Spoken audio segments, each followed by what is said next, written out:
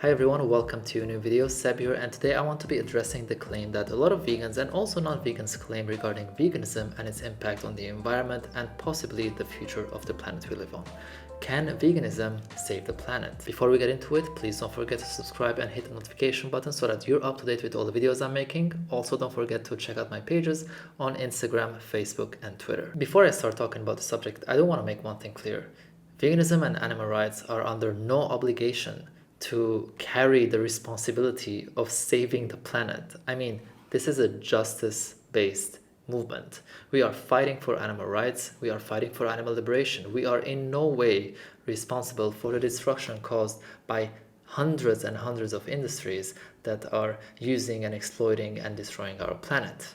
However, since the claim is being made, I decided to look into the data. For that reason, I'm going to be using all the data and studies provided by the website Our World in Data. It's an amazing website that I think everyone should be using to get to know the numbers and the data behind every single subject that you can think about, from climate change to meat consumption to poverty and hunger. And it's also funded by the University of Oxford, and the people who run it are scientists and researchers. Every single graph that I'm going to be using in this video can be found on that website. If you just write down the title of the graph, you can find all the information, but also all the resources of where they got those numbers from. So let's get into it.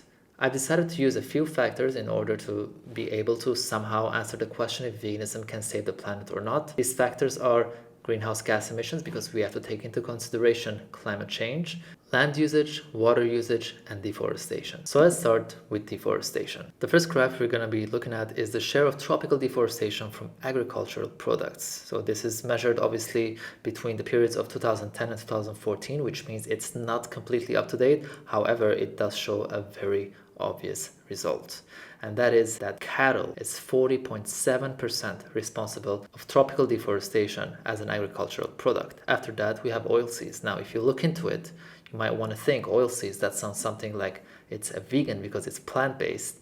Well, oilseeds are a major source of vegetable oil for use in cooking, which of course could be used both for vegans and non-vegans, but also in the production of animal feed and biodiesel, which means that oilseed itself is not really something completely vegan, as it can be used in many other ways, including in animal agriculture. After that, we have forestry logging, and then cereals, vegetables, fruits and nuts, paddy rice, other crops, sugarcane, wheat, and plant-based fibers. So the difference between cattle and then the first thing that we can maybe consider as something vegan, and those are the cereals. But of course, let's not forget that cereals also are part of animal agriculture, as they use it as feed. We go from 40.7% to 8.6%. So when it comes to the share of tropical deforestation caused by agricultural products, we can definitely see that a non-vegan diet is at least 40% responsible of it. The next graph we're going to be looking at is going to be the share of CO2 emissions from tropical deforestation and peatlands. In this case, it's measured again from 2010 and 2014. However, the data is not that different. The first place we have cattle with 34.1%, and the rest actually continues as a very similar graph to the first graph that I showed you. But again, we can see that the highest CO2 emissions from these areas is coming from cattle. Finally, I want to show you how much space we are actually using when it comes to non-vegan diets, and that is by using the annual tropical deforestation by agricultural product. In first place, we have cattle, just like we saw in the two previous ones. That's 2.11 million hectares. The next biggest thing is oilseeds, at half of that, around 950,000 hectares, which is a lot, but imagine cattle is double that. And then we have logging and etc., just as we saw before. So a lot of you might be wondering, why exactly is animal agriculture so responsible for deforestation? And that is very simple.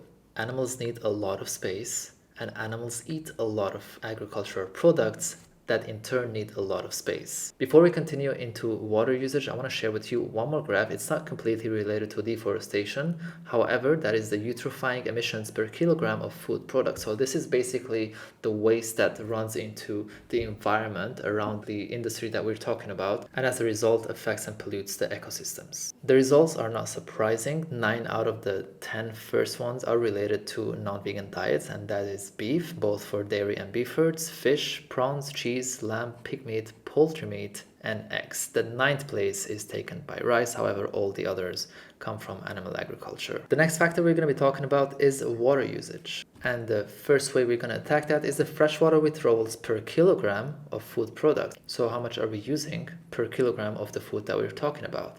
In first place, we have cheese, followed by nuts. Yes.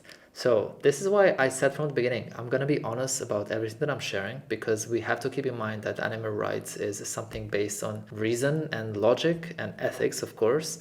But if we're going to be reasonable and we're going to use logic and we're going to be ethical in our message, we have to be honest with whatever we are doing and our impact on the environment. And we cannot hide the fact that nuts use a lot of fresh water. However, it is followed by fish, prawns, and beef. So 1 out of the first 5 can be found in a vegan diet and also non-vegan diets, but the others are strictly for non-vegan diets. Another way to measure is per calories. I guess we could all agree that if you're not eating enough calories, the chances of you having any kind of malnutrition related diseases is going to be very high.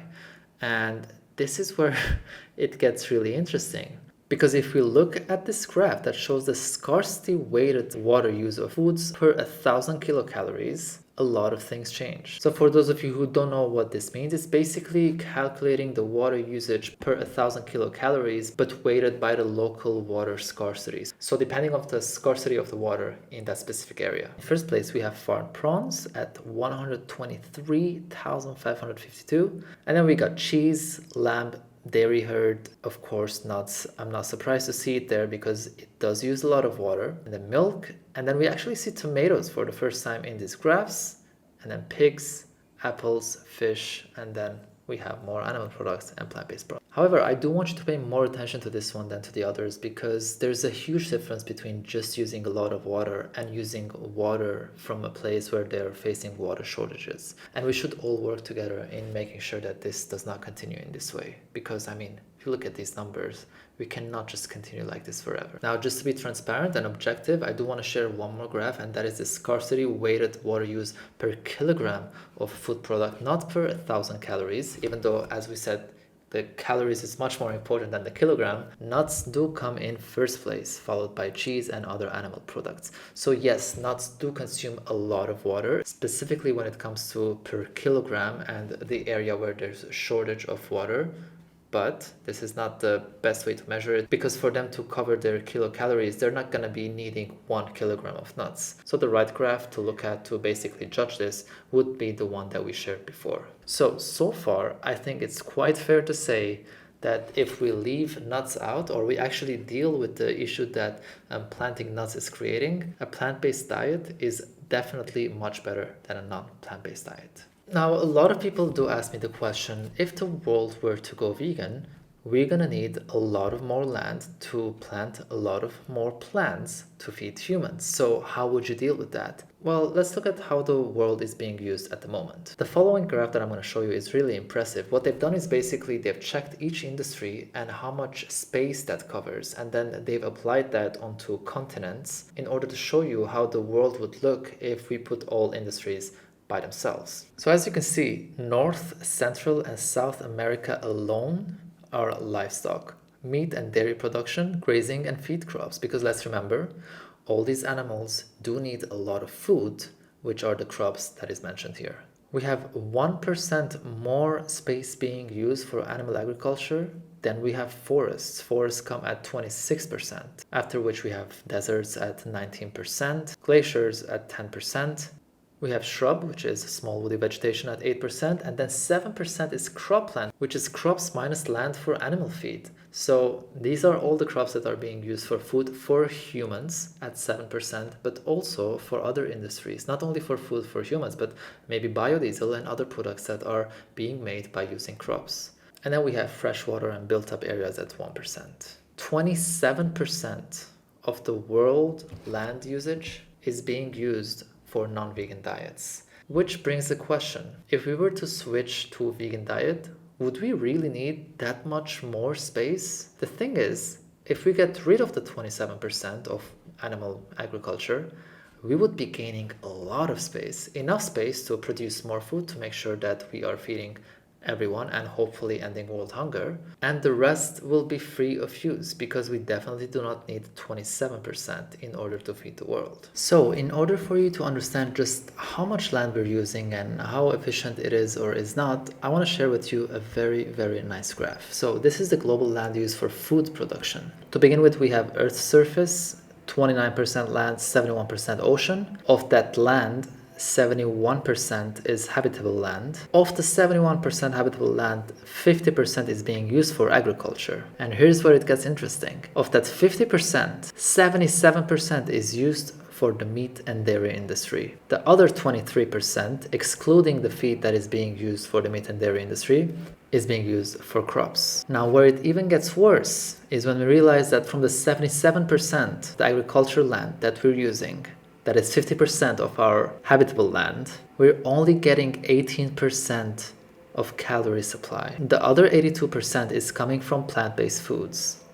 And the 82% of plant-based food is providing 63% of the global protein supply. Only 37% is coming from meat and dairy. What does that show? When it comes to actually feeding the world in the best way, taking into consideration both the protein and the calorie factors, the best food system that we can have is a plant-based food system. So lastly, I want to talk about the greenhouse gas emissions and climate change and how your diet is affecting the environment. So this amazing graph shows the greenhouse gas emissions across the supply chain. The green is a land use change, so the above ground changes in biomass from deforestation and below ground changes in soil carbon. The brown is a farm, the orange is animal feed. The rest are the processing, the transport, retail, and packaging. And as you will see, the processing and the others until packaging do not really take that much space in this graph.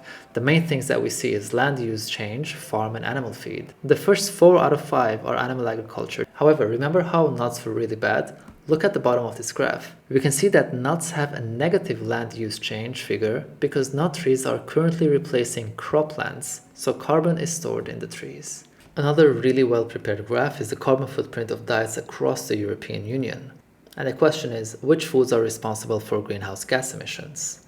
When it comes to the European Union average, 27% of the greenhouse gas emissions are coming from the dairy industry. 56% are coming from meat and eggs, which means 83% of emissions are from dairy, meat, and eggs. Can you take a moment to actually think about how much greenhouse gas emission these industries are causing, and all for you to have a meal that you can very easily replace with plant-based foods? Now, I could go on and on with these graphs. One thing is very clear. Veganism is much better for the environment than non-veganism, whether you like it or not. This is what the data and the science is showing. And if you don't believe me, take your time and go on the website and check it out yourself. But let's get back to the main question that we asked in the beginning of the video. Can veganism save the planet? In my opinion, in my honest opinion, the answer is no. Veganism alone cannot save the planet. Veganism is a philosophy, an ethical stance that we take against animal exploitation, and as a result, we decide to use plant-based foods instead of animal-based foods. However, we can imagine living in a fully vegan world while still having industries that are completely destroying the environment. And that is why I want to talk about another subject, human supremacy. The idea that we are the center of the universe and we can do whatever we want to the planet, just destroying endlessly and using all its resources for our benefit without even taking a moment to wonder if this is the right thing to do or is even sustainable. It would be absolutely amazing if veganism alone could save the planet. But we cannot change the fact that even if the whole world went vegan, it doesn't mean everyone became an inherently good person who doesn't want to exploit and destroy the environment for their benefit. The main idea that is making us act in that way is the idea that we are so important and above all other creatures and even the environment that we can do whatever we want to it. And that is one thing that we have to work on even when the world goes vegan. But let's be honest, this doesn't take away the responsibility of your food choices, the impact that you're having on the environment. See, it's nice when you start asking for system change and you want to stop certain industries functioning in a certain way. But if you can't even change what you're having for breakfast, lunch, or dinner, or for snacks, how do you expect to change the whole system and how everything is working? Whether you like it or not, you have a certain responsibility. And you have to take action now before asking others to change. Unless, of course, if you don't have the option to take that action. However, most of us are, and we cannot just ignore the fact that our diet choices are destroying the environment. And let me make one thing clear. Veganism has absolutely no responsibility to save the planet. Veganism is a movement of animal rights and animal liberation. It just happens to be that at the same time it can also benefit the environment. Even if this wasn't the case, veganism alone has a very strong moral and ethical stance that it doesn't really need for extra benefits for you to consider going vegan. So I'm not adding this as an extra argument for someone to go vegan. The argument of animal rights alone is powerful enough. This is just a benefit that comes along. But when we're advocating for animal rights, let's please be careful of using the expression veganism will save the future, veganism will save the planet. Because it is, as I said, completely possible to have a vegan world while people still destroy the environment in unimaginable ways. I mean, it's 2020 now, and we already see how much destruction we are causing. If, let's say, the world went vegan in 2080, imagine the technology we're going to have, imagine the resources that we're going to want to use, and we can still destroy the planet in that period of time. You should go vegan for the animals and as a result also benefit the environment and massively reduce your environmental impact. But you should also make sure that humans stop thinking that they can do whatever they want to the environment and endlessly destroy it without paying the price at the end. Thank you for watching. I hope you enjoyed this video, and please don't forget to share this with your non-vegan environmentalist friends or just friends who are not vegan but care about the environment. We have to keep in mind that most people who care about the environment would be open to taking some action when it comes to their diet, and therefore it's important to have the information out there. One more time, don't forget to subscribe. Please go ahead and leave a comment in the comment section below and let me know if you were aware of these numbers and how much impact we're having on the environment with our diets, or if you were aware of any other specific things that you were doing in your life that were having such a huge impact on the environment. If you would like to support my work, check out my website SEBALEX.org or Ethics Over Habits for vegan, fair trade and organic merchandise to spread the message of animal rights. Thank you again for watching. I'll see you in the next video.